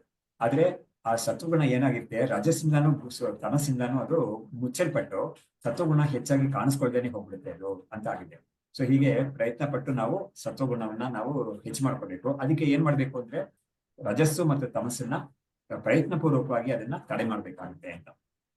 ಆಮೇಲೆ ಮುಂದಕ್ಕೆ ತತ್ತ ಸ್ಪೃಹತ್ವಾತ್ ಸಸ್ಪೃಹತ್ವಾತ್ ವ್ಯಗ್ರೋ ನ ಆಪ್ನೋತಿ ಅಸೌ ಸುಖಂ ಅಹಂಕಾರೇಣ ಬದ್ಧ ಸ್ಯಾತ್ ಜಾಲೇನ ವಿಹಗೋ ಯಥಾ. ತತ್ತತ್ಫಲೇ ಸಸ್ಪೃಹತ್ವಾತ್, ಯಾವ್ಯಾವ ಒಂದು ಕರ್ಮ ಮಾಡ್ತಾನೋ ಆ ಫಲದಲ್ಲಿ ಅವನಿಗೆ ಒಂದು ಇಚ್ಛೆ ಇರೋದ್ರಿಂದ ವ್ಯಗ್ರ ಅಂತ ಹೇಳಿದ್ರೆ ಅದರಲ್ಲಿ ತುಂಬಾ ಡೀಪ್ ಆಗಿ ಇನ್ವಾಲ್ವ್ ಆಗಿರೋದು, ತೊಡಗಿರೋದು ಅಂತ. ಅವನು ನ ಆಪ್ನೋತಿ ಅಸೌ ಸುಖಂ, ಅದರಿಂದ ಈ ಜೀವ ಸುಖವನ್ನು ಪಡೆಯುವುದೇ ಇಲ್ಲ. ಯಾಕೆಂದ್ರೆ ಯಾವಾಗ ಇವನಿಗೆ ಫಲದಲ್ಲಿ ಆಸೆ ಅಂತ ಬರುತ್ತೋ ಅವಾಗ ಇವನಿಗೆ ಸುಖ ಅನ್ನೋದು ನಿಜವಾಗ್ಲೂ ಸಿಗಲ್ಲ ಅಂತ. ಯಾಕಂದ್ರೆ ಫಲದಲ್ಲಿ ಆಸೆ ಇದ್ದು ಅಂತ ಬಂದಾಗ ಅದೇನ್ ಮಾಡುತ್ತೆ, ಸ್ವಲ್ಪ ಒಂದು ತೋರಿಕೆ ಮಾತ್ರಕ್ಕೆ ಒಂದು ಸುಖವನ್ನು ಕೊಡುತ್ತೆ, ಬಟ್ ಅದು ಸ್ಥಾಯಿಯಾಗಿರೋದಿಲ್ಲ. ಅವಾಗ ಏನಾಗುತ್ತೆ, ಅವನಿಗೆ ಮತ್ತೆ ದುಃಖ ಬರುತ್ತೆ ಅಂತ. ಸೊ ಹೀಗೆ ಅಹಂಕಾರೇಣ ಬದ್ಧ ಸ್ಯಾತ್ ಜಾಲೇನ ವಿಹಗೋ ಯಥಾ, ಇವನಿಗೆ ಅಹಂಕಾರದಿಂದ ಒಂದು ಬಂಧ ಉಂಟಾಗಿರುತ್ತೆ ಈ ಜೀವನಿಗೆ. ಅದರಿಂದ ಅದಕ್ಕೆ ಉದಾಹರಣೆ ಏನ್ ಕೊಡ್ತಾರೆ ಅಂದ್ರೆ, ಒಂದು ಜಾಲ ಅಂದ್ರೆ ಒಂದು ಬಲೆಯಲ್ಲಿ ಸಿಕ್ಕಾಕೊಂಡಿರೋ ಒಂದು ಹಕ್ಕಿ ಇದೆಯಲ್ಲ, ಅದಕ್ಕೆ ಹೇಗೆ ಅಲ್ಲಿಂದ ಬಿಡಿಸ್ಕೊಳಕ್ ಆಗ್ತಾ ಇಲ್ವೋ ಆತರ ಇವನು ಕೂಡ ಅಹಂಕಾರದಲ್ಲಿ ಈ ಜೀವನವನ್ನು ಸಿಕ್ಕಾಕೊಂಡಿರ್ತಾನೆ ಅಂತ ಹೇಳಿ. ಆಮೇಲೆ ಮುಂದಕ್ಕೆ ಸಂಸಾರ ಭ್ರಮಣಂ ಯಸ್ಯ ಪ್ರೋಕ್ತಂ ಶಾಖಾಂತರೇಷ್ವಪಿ ಕರ್ಣಪ್ರೇರಕ ಕರ್ತ ಭೂತಾತ್ಮ ಸಂಸರತ್ಯಯಂ. ಇವಾಗ ಈ ಒಂದು ವಿಷಯಕ್ಕೆ ಅವರು ಶ್ರುತಿ ಪ್ರಮಾಣನ ಕೊಡ್ತಾ ಇದ್ದಾರೆ. ಕೆಲವು ಶ್ರುತಿಗಳಲ್ಲಿ, ಕೆಲವು ಶಾಖೆಗಳಿಂದ, ಕೆಲವು ವೇದ ಭಾಗಗಳಲ್ಲಿ, ಕೆಲವು ಉಪನಿಷತ್ ಭಾಗಗಳಲ್ಲಿ ಸಂಸಾರ ಭ್ರಮಣಂ ಯಸ್ಯ ಪ್ರೋಕ್ತಂ ಶಾಖಾಂತರೇಶು ತಸ್ಯ ಪ್ರೋಕ್ತಂ ಶಾಖಾಂತರೇಶ್ವಪಿ. ತಸ್ಯ ಅಂದ್ರೆ ಈ ಜೀವನಿಗೆ ಸಂಸಾರ ಭ್ರಮಣ ಅಂದ್ರೆ ಒಂದು ಜನ್ಮ ಮತ್ತೆ ಜನ್ಮ ಪಡೆಯೋದು, ಮತ್ತೆ ಜನ್ಮ ಪಡೆಯೋದು ಅಂತ ಜನ್ಮ ಮರಣ ಅಂತ ಒಂದು ಸರಣಿ ಇದೆಯಲ್ಲ, ಅದಕ್ಕೆ ಸಂಸಾರ ಅಂತ ಹೇಳೋದು. ಅದನ್ನ ಬೇರೆ ಬೇರೆ ಉಪನಿಷತ್ತುಗಳಲ್ಲಿ ಚೆನ್ನಾಗಿ ಹೇಳಿದ್ದಾರೆ. ಅದನ್ನ ಕರ್ಣ ಪ್ರೇರಕ ಕರ್ತ ಭೂತಾತ್ಮ ಸಂಸರತ್ಯಯಂ. ಹೀಗಾಗಿ ಇಲ್ಲಿ ಕರ್ಣ ಪ್ರೇರಕ, ಇಂದ್ರಿಯವನ್ನು ಪ್ರೇರಣೆ ಮಾಡೋದು ಯಾರು ಅಂತ ಕೇಳಿದ್ರೆ 2 ಲೆವೆಲ್ಸ್ ಅಲ್ಲಿ ಆಗುತ್ತೆ. ಈಗ ಶಾಸ್ತ್ರದಲ್ಲಿ ಒಪ್ಪಿದ್ದಾರೆ ಅದನ್ನ. ಒಂದು ಲೆವೆಲ್ ಏನು ಅಂತ ಹೇಳಿದ್ರೆ ಈಶ್ವರ ಅಂದ್ರೆ ಶುದ್ಧ ಚೈತನ್ಯ ಅಂತ ಒಂದಿದೆಯಲ್ಲ, ಅದರ ಸನ್ನಿಧಿಲಿರೋ ಈ ಇಂದ್ರಿಯಗಳು, ಮನಸ್ಸು, ಇದಕ್ಕೆಲ್ಲ ಕೂಡ ಒಂದು ಪ್ರೇರಣೆ ಸಿಗುತ್ತೆ ಅಂತ. ಪ್ರೇರಣೆ ಅಂದ್ರೆ ಅದರ ಚೈತನ್ಯ ಸಿಗುತ್ತೆ, ಇದಕ್ಕೆ ಸಿಕ್ಕಿ ಇದು ಕೂಡ ತನ್ನ ಕಾರ್ಯಗಳನ್ನ ಮಾಡುತ್ತೆ ಅಂತ. ಇನ್ನೊಂದು ಲೆವೆಲ್ ಏನು ಅಂತ ಹೇಳಿದ್ರೆ ಸ್ವತಂತ್ರ ಇರೋದು ಯಾದಕ್ಕೆ ಅಂತ ಹೇಳಿದ್ರೆ ಜೀವನಿಗೆ ಸ್ವತಂತ್ರ ಇದೆ. ತನ್ನ ಇಂದ್ರಿಯಗಳನ್ನ, ಮನಸ್ಸನ್ನ ಇಂತಿಂತ ವಿಷಯಗಳಲ್ಲಿ ಅದನ್ನ ತೊಡಗಿಸೋದು ಅಂತ ವಿಷಯದಲ್ಲಿ ಸ್ವಾತಂತ್ರ್ಯ ಯಾರಿಗಿದೆ ಅಂತ ಹೇಳಿದ್ರೆ ಜೀವನಿಗಿದೆ ಅಂತ ಶಾಸ್ತ್ರ ಅದನ್ನು ಹೇಳಿದೆ.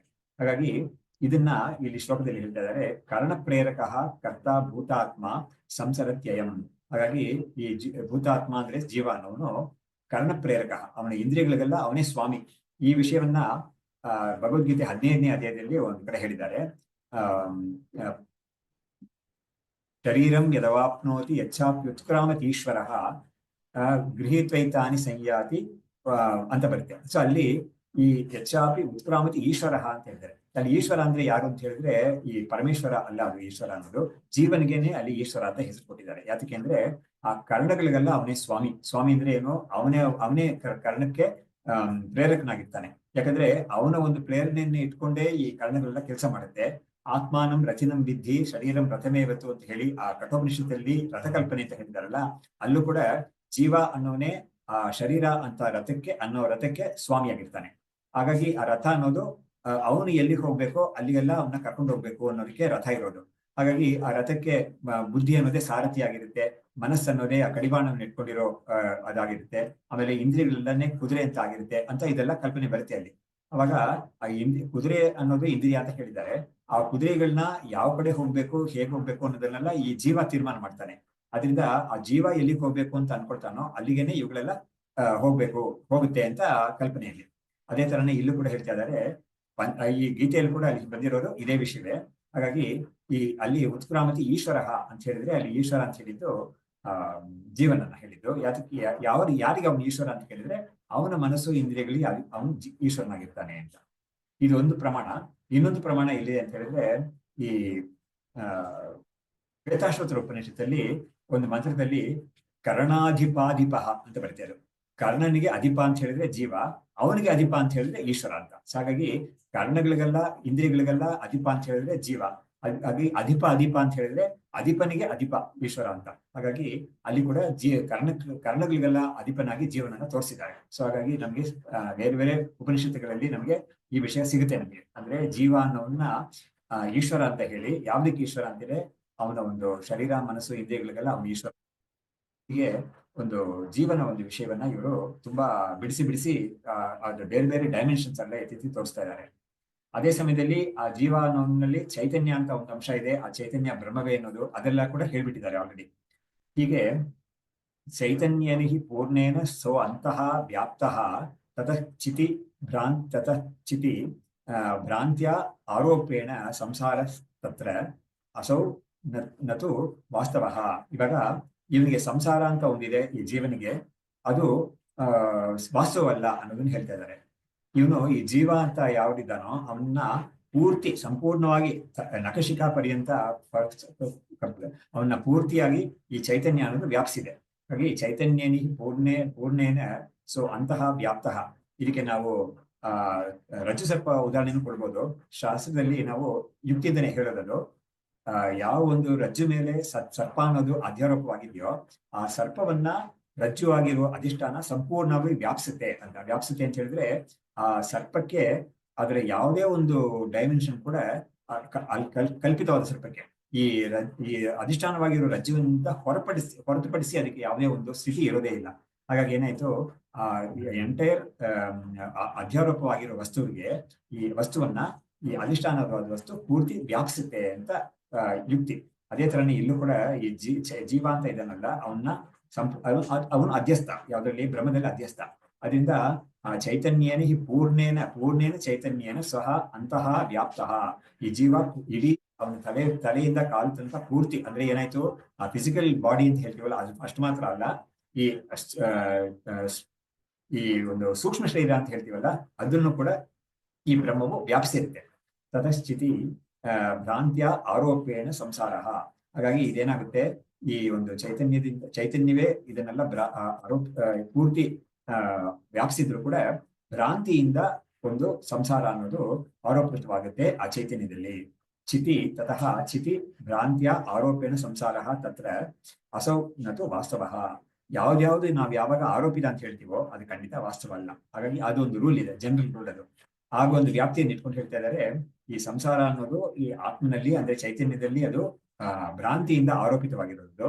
ಅದರಿಂದ ಅದು ಅಸೌನತು ವಾಸ್ತವ, ಸಂಸಾರ ಅನ್ನೋದು ಸತ್ಯವಲ್ಲ ಅಂತ. ಈ ಸಂಸಾರ ಸತ್ಯ ಅಲ್ಲ ಅನ್ನೋದನ್ನ ಭಾಗವತದಲ್ಲಿ ಕೂಡ ಕೃಷ್ಣ ಉದ್ಧವನಿಗೆ ಹೇಳ್ತಾನೆ ತುಂಬಾ ಕ್ಲಿಯರ್ ಆಗಿ, ನೋ ವಿದೌಟ್ ಮಿನ್ಸಿಂಗ್ ವರ್ಡ್ಸ್, ತುಂಬಾ ಆಂಬಿಗ್ಯೂಟಿ ಏನು ಇಲ್ದೇನೆ ತುಂಬಾ ಸ್ಪಷ್ಟವಾಗಿ ಹೇಳ್ತಾನೆ, ನೀವು ಸಂಸಾರ ಅನ್ನೋದು ಕಲ್ಪಿತ, ಅದು ವಾಸ್ತವವಲ್ಲ ಅದು ಅಂತ ಹೇಳ್ತಾನೆ.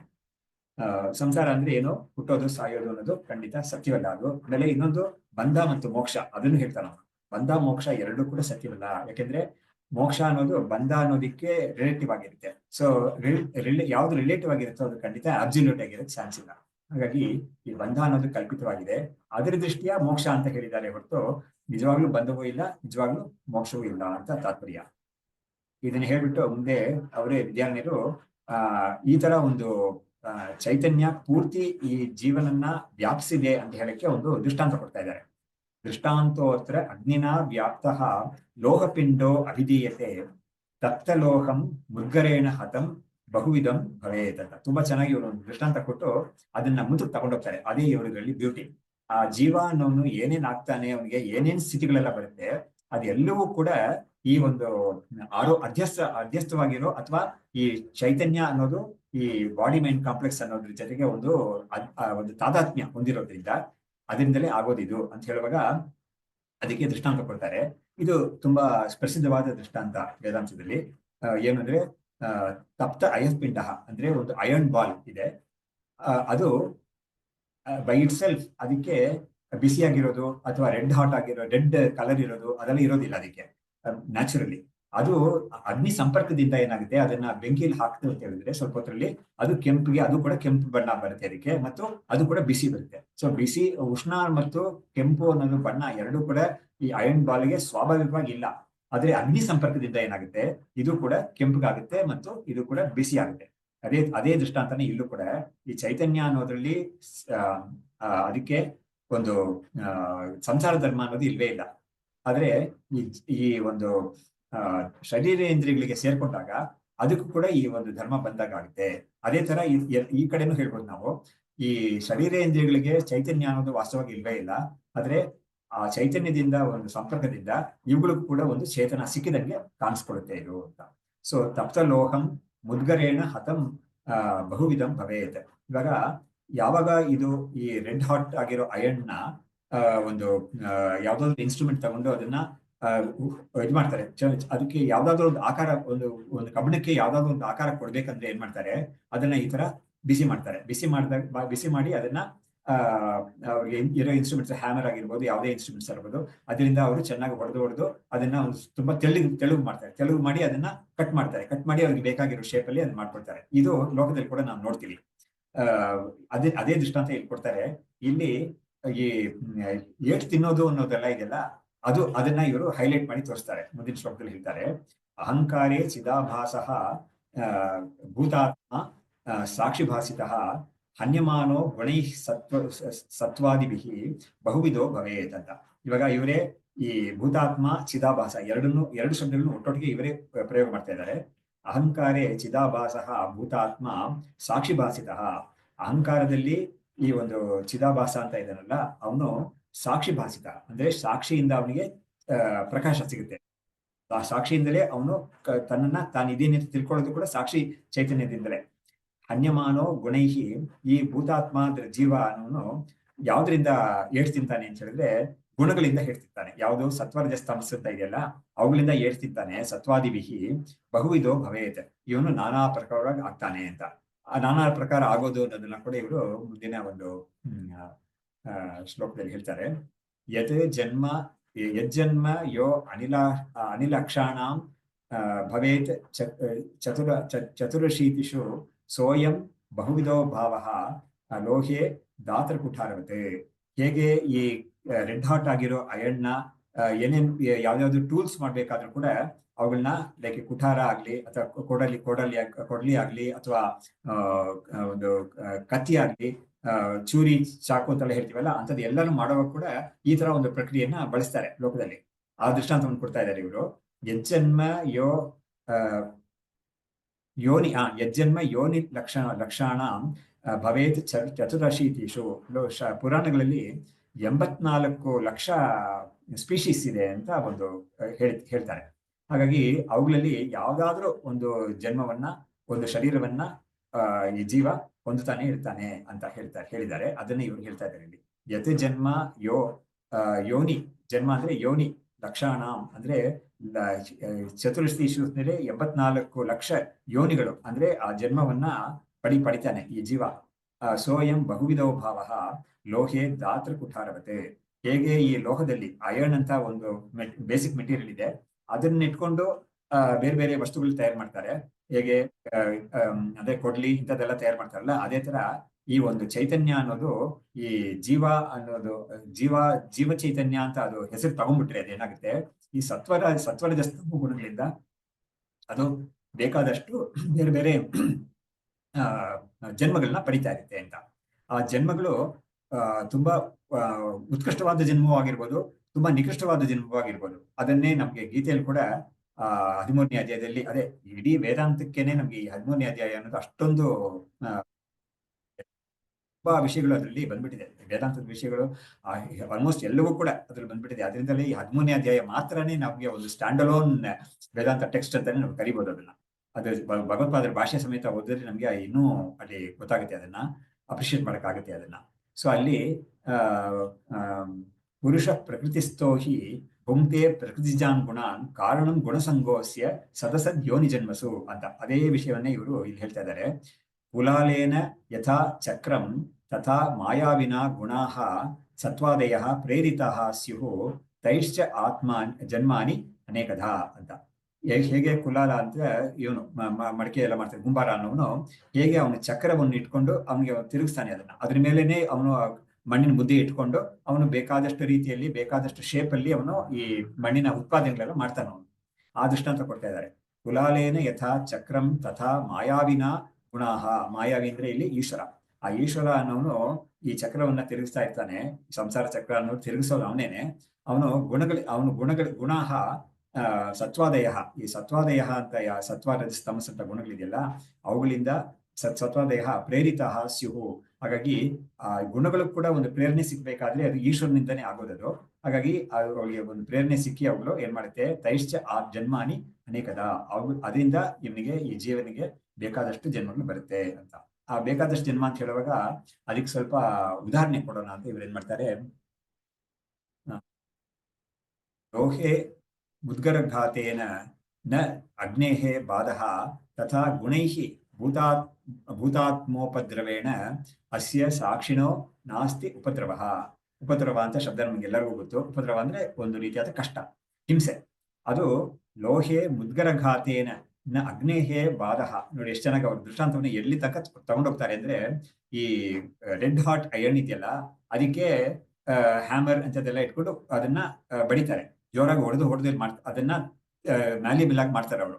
ಈಗ ಮಾಡುವಾಗ ಆ ಬಡ್ದು ಮಾಡ್ತಾ ಇರ್ತಾರಲ್ಲ, ಅದೆಲ್ಲ ಈ ಕಬ್ಬಣಕ್ಕೇನೆ ಬೀಳುತ್ತೆ ಹೊರತು ಅಗ್ನಿಗೇನು ಬೀಳೋದಿಲ್ಲ ಅಂತ ತೋರಿಸ್ತಾರೆ. ರೆಡ್ ಹಾಟ್ ಐರನ್ ಆಗಿದೆ ಅದು.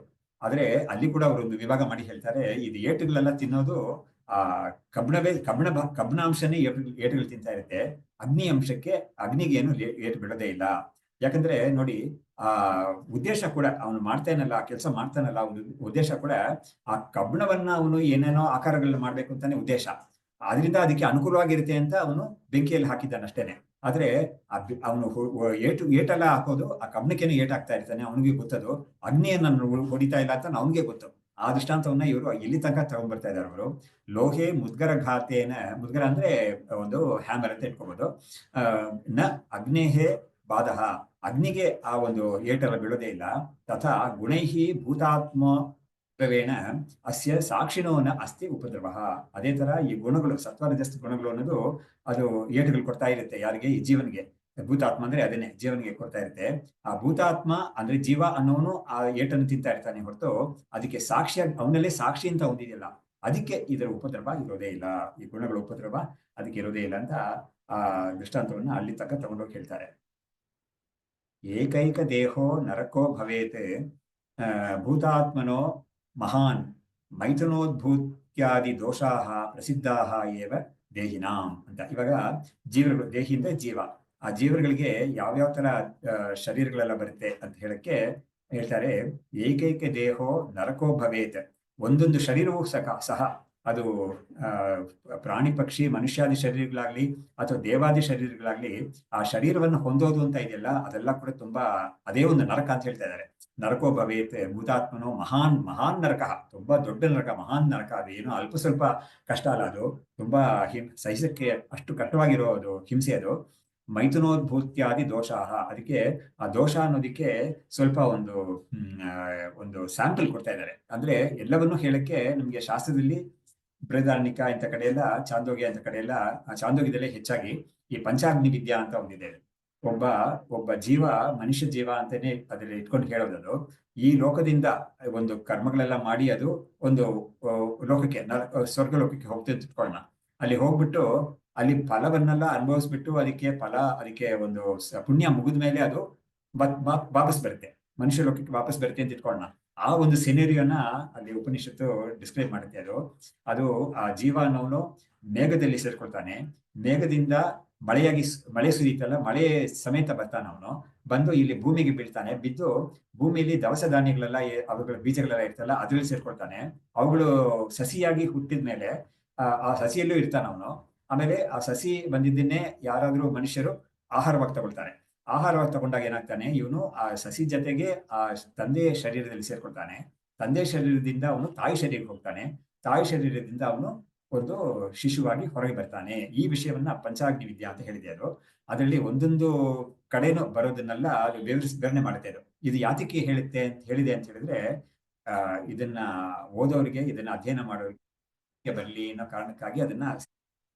ಸೊ ಇಲ್ಲಿ ಕೂಡ ಇವರು ಹೇಳ್ತಾ ಇದ್ದಾರೆ, ಏಕೈಕ ದೇಹೋ ನರಕೋ ಮಹಾನ್ ನರಕಃ ಭವೇತ್ ಭೂತಾತ್ಮನಃ. ಈ ಜೀವಾತ್ಮನಿಗೆ ಒಂದೊಂದು ಶರೀರವೂ ಕೂಡ ಮಹಾನ್ ನರಕವಾಗುತ್ತೆ. ಏನ್ ನರಕಪ್ಪ ಅಲ್ಲಿದೆ ಅಂತ ಕೇಳಿದ್ರೆ ಅದನ್ನ ಹೇಳ್ತಾ ಇದ್ದಾರೆ, ಮೈಥುನೋದ್ಭೂತ್ಯಾದಿ ದೋಷಾಹ. ಇದು ಶಾಸ್ತ್ರದಲ್ಲಿ ಬೇರೆ ಬೇರೆ ಕಡೆ ಹೇಳ್ತಾರೆ. ಈ ಆತ್ಮಪುರಾಣ ಅಂತ ಒಂದಿದೆ, ಈ ವಿದ್ಯಾರಣ್ಯರ ಗುರುಗಳೇ ಬರೆದಿದ್ದದು, ಶಂಕರಾನಂದರು ಅಂತ. ತುಂಬಾ ದೊಡ್ಡ ಗ್ರಂಥ ಅದು, ಸಾವಿರಾರು ಶ್ಲೋಕಗಳಿರೋ ಗ್ರಂಥ ಅದು. ಒಂದು 15-20 ಉಪನಿಷತ್ತುಗಳನ್ನ ಇವರು ಇದೇ ಅನುಭೂತಿ ಪ್ರಕಾಶ ಮಾಡಿದಾರಲ್ಲ, ಅದೇ ತರ ಅಲ್ಲಿ ಮಾಡಿದ್ದಾರೆ ಅವರು. ತುಂಬಾ ವಿವರಣೆ ಮಾಡ್ತಾರೆ ಅದನ್ನ. ಈ ಐತರೇಯ ಉಪನಿಷತ್ತು ಅನ್ನೋದನ್ನ ಒಂದು ಭಾಗ, ಆ ಉಪನಿಷತ್ತು ಒಂದು ಉಪನಿಷತ್ತು ಅವ್ರು ತಗೊಂಡು ವಿವರಣೆ ಕೊಡೋದು. ಅದರಲ್ಲಿ ಒಂದು ಚೂರು, ಆ ಚೂರು ಭಾಗಕ್ಕೇನೆ ಅವರು 400-500 ಶ್ಲೋಕಗಳು ಬರೆದಿದ್ದಾರೆ. ಅದರಲ್ಲಿ ಎಷ್ಟೋ ಶ್ಲೋಕಗಳು ಇಂಥ ವಿಷಯಗಳೆಲ್ಲ ತುಂಬಾ ವಿವರಣೆ ಕೊಡ್ತಾರೆ ಅವರು. ಈ ನರಕ ಅನ್ನೋದು ಹೇಗಿರುತ್ತೆ, ಅದು ಈ ಜೀವ ಅನ್ನೋನು ಆ ತಂದೆ ಶರೀರದಲ್ಲಿ ಸೇರ್ಕೊಳ್ಳೋ ತನಕ ನಮ್ಗೆ ಎಷ್ಟು ಕಷ್ಟಗಳೆಲ್ಲ ಬರುತ್ತೆ ಅಂತ ವಿವರಣೆ ಮಾಡ್ತಾರೆ. ತಂದೆ ಶರೀರದಲ್ಲಿ ಸೇರ್ಕೊಂಡ ಮೇಲೆ ಅದಕ್ಕೆ ಏನೇನ್ ಕಷ್ಟಗಳಿರುತ್ತೆ ಅಂತ ಹೇಳ್ತಾರೆ. ಇನ್ನು ತಾಯಿ ಶರೀರಕ್ಕೆ ಬಂದಿಲ್ಲ, ತಾಯಿ ಶರೀರಕ್ಕೆ ಬಂದಿದ್ದೇನೆ ತುಂಬಾ ವಿವರಣವಾಗಿ ಹೇಳ್ತಾರೆ. ಅಲ್ಲಿ ಒಳಗಡೆ ಇರುವಾಗ ಅಲ್ಲಿ ಇರೋ ಕ್ರಿಮಿಗಳೆಲ್ಲ ಕಚ್ಚುತ್ತೆ ಇವನ್ನ ಅಂತದೆಲ್ಲ ಹೇಳ್ತಾರೆ, ತುಂಬಾ ಪ್ರಸಿದ್ಧವಾಗಿದೆ ಅದು. ಬಟ್ ಈ ತಂದೆ ಶರೀರದಲ್ಲಿ ಆಗೋದು ಅನ್ನೋದೆಲ್ಲ ತುಂಬಾ ಕಡೆ ಪ್ರಸಿದ್ಧ ಇಲ್ಲ, ಆದ್ರೆ ಇವರು ಅದನ್ನ ತುಂಬಾ ವಿವರಣೆ ಮಾಡಿ ಕೊಟ್ಟು ಹೇಳಿದ್ದಾರೆ ಅವರು. ಸೊ ಇಲ್ಲಿ ಮೈಥುನೋದ್ಭೂತ್ಯಾದಿ ದೋಷ. ಹಾಗಾಗಿ ಇವನಿಗೆ ಮೈಥುನ ಅನ್ನೋ ಸಮಯದಲ್ಲಿ ಇವನು ಈ ಜೀವ ಒಳಗಡೆ ಸೇರ್ಕೊಂಡಿರ್ತಾನಲ್ಲ, ಅದು ತಂದೆಯಿಂದ ತಾಯಿ ಒಳಗಡೆ ಸೇರ್ಕೊಳ್ಳುತ್ತೆ ಬಂದು, ಅಲ್ಲಿಂದ ಹೊರಗಡೆ ಬರ್ಬೇಕು. ಸೊ ಅಲ್ಲಿ ಎಂತ ಕಷ್ಟಗಳೆಲ್ಲ ಅನುಭವಿಸ್ತಾನೆ ಅನ್ನೋದೆಲ್ಲ ಶಾಸ್ತ್ರದಲ್ಲಿ ಪ್ರಸಿದ್ಧವಾಗಿದೆ ಅಂತ ಇವರು ಹೇಳ್ತಾರೆ. ಏವ ದೇಹಿನ ದೇಹೇ ದೋಷಾಃ ಯಥಾ ಚಿತ್ತೆ ದೋಷಾಃ ತದ್ವದ್ ಅನೇಕಶಃ ಸಮೋಹಾದ್ಯಾಃ ತಾಮಸಾಃ ಸ್ಯುಃ ತೃಷ್ಣಾದ್ಯಾಃ ರಾಜಸಾತ್ಮತಾಃ ಅಂತ ಇವರು ಈ 3 ಗುಣಗಳಿದೆಯಲ್ಲ, ಆ ಗುಣಗಳಿಂದ ಬರೋ ದೋಷಗಳಿದೆಯಲ್ಲ, ಅದನ್ನ ಈ ಸ್ಥೂಲ ಶರೀರಕ್ಕೂ ಆ ದೋಷಗಳಿದೆ, ಸೂಕ್ಷ್ಮ ಶರೀರಕ್ಕೂ ದೋಷಗಳಿದೆ ಅಂತ ತೋರ್ಸಕ್ಕೆ 2 ವಿಧವಾದ ದೋಷಗಳನ್ನ ಕೂಡ ಇವರು ಹೇಳ್ತಾ ಇದ್ದಾರೆ. ದೇಹೇ ದೋಷಾಃ ಯಥಾ, ಹೇಗೆ ಶರೀರದಲ್ಲಿ ದೋಷಗಳೆಲ್ಲ ಇದೆಯಲ್ಲ ಅದೇ ತರ ಚಿತ್ತೆ ಅಂದ್ರೆ ಮನಸ್ಸು, ಅಂತಃಕರಣಕ್ಕೂ ದೋಷಗಳಿದೆ. ತದ್ವತ್ ಅನೇಕಶಃ, ಸೊ ನಾನಾ ರೀತಿಯಾದ ದೋಷಗಳು ಶರೀರಕ್ಕೆ ಏನೇನಿದೆಯೋ, ಇವಾಗ ಶರೀರಕ್ಕೆ ಏನ್ ದೋಷ ಹೇಳ್ಬೋದು ಅಂತ ಹೇಳಿದ್ರೆ, ಜಾಯತೆ, ಅಸ್ಥಿ, ವರ್ತತೆ, ವಿಪರಿಣಮತೆ, ಅಪಕ್ಷೀಯತೆ, ನಶ್ಯತೆ ಅಂತ ನಮ್ಗೆ ವ್ಯಾಧಿ, ಜನ್ಮ, ಮೃತ್ಯು, ಜರ, ವ್ಯಾಧಿ, ದುಃಖ, ದೋಷಾನುದರ್ಶನಂ ಅಂತ ಅವ್ರು ಹೇಳಿದಾರಲ್ಲ ಗೀತೆಯಲ್ಲಿ, ಆ ತರ ಜನ್ಮ ಮತ್ತು ವ್ಯಾಧಿ, ಆಮೇಲೆ ವೃದ್ಧಾಪ್ಯ, ಆಮೇಲೆ ಮರಣ ಅಂತ ಇಂಥದ್ದೆಲ್ಲ ಸ್ಥೂಲ ಶರೀರಕ್ಕೆ ಬರೋ ದೋಷಗಳು.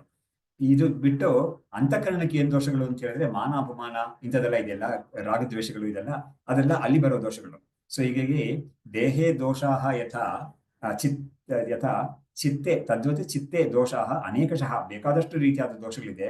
ಸಮೋಹಾದ್ಯಾಃ, ಅದೇ ಚಿತ್ತಕ್ಕೆ ಇರೋ ದೋಷಕ್ಕೆ ಹೇಳ್ತಾ ಇದ್ದಾರೆ, ಸಮೋಹಾದ್ಯಾಃ ತಾಮಸಾಃ ಸ್ಯುಃ. ಹಾಗಾಗಿ ಮನಸ್ಸಿಗೆ ಬರೋ ದೋಷಗಳಲ್ಲಿ ಸಮೋಹ ಅಂದ್ರೆ ಡೆಲ್ಯೂಷನ್ ಅಂತ ಹೇಳ್ತೀವಲ್ಲ ಅಂತದ್ದು, ಆಂಗ್ಸೈಟಿ, ಡೆಲ್ಯೂಷನ್, ಆಂಗರ್, ಇಂಥದೆಲ್ಲ, ಡಿಪ್ರೆಷನ್, ಇಂಥದೆಲ್ಲ ಬೇಕಾದಷ್ಟು ಹೇಳ್ಬೋದು ಮನಸ್ಸಿಗೆ ಬರೋ ದೋಷಗಳು. ಅದೆಲ್ಲ ಕೂಡ ತಾಮಸಾಹ ಸ್ಯುಹು. ತೃಷ್ಣಾದ್ಯಾಹ ರಾಜಸಾಮತಾಹ, ತೃಷ್ಣ ಅಂತ ಹೇಳಿದ್ರೆ ಬಯಕೆ, ಇದೆಲ್ಲ ರಜೋಗುಣಕ್ಕೆ ಸೇರಿಸಿದ್ದಾರೆ.